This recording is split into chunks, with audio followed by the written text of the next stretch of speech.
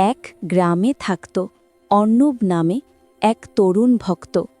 জীবনের দুঃখ কষ্টে ক্লান্ত হয়ে সে একদিন পাহাড়ের চূড়ায় বসবাসকারী এক মহাজ্ঞানী গুরুর কাছে আশ্রয় চাইল। পথে চলতে চলতে তার মনে হাজারো প্রশ্ন। কিভাবে শান্তি পাব?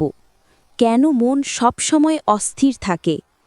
গুরু অর্ণবকে দেখে মৃদু হেসে বললেন, শান্তি খুঁজে পেতে হলে প্রথমে মনকে দেখতে শেখো। পরদিন ভোরে গুরু তাকে একটি ছোট পাথর দিলেন এবং বললেন, এটিকে সারাদিন সঙ্গে রাখবে এবং যখনই অস্থিরতা আসবে পাথরটি হাতে নিয়ে গভীর শ্বাস নেবে। অর্ণব অবাক হলেও নির্দেশ মানল।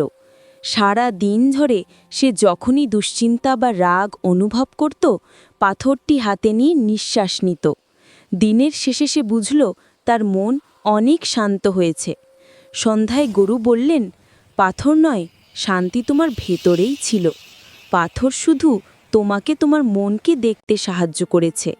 অর্ণব উপলব্ধি করল, শান্তি বাইরে নয়, নিজের ভেতরের নীরবতাতেই লুকানো।